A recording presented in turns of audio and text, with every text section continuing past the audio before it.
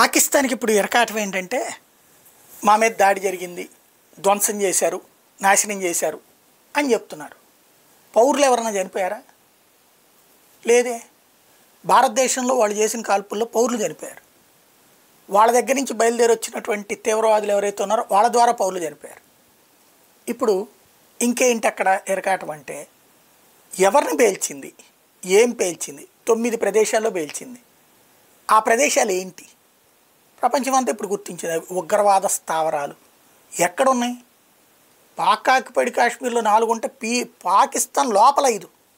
ఇదివరకు పీఓజేకే అని ఉగ్రవాద స్థావరాలు ఏర్పాటు చేసి అదేమంటే వాళ్ళందరూ కాశ్మీర్ స్వతంత్ర సమరయోధులని.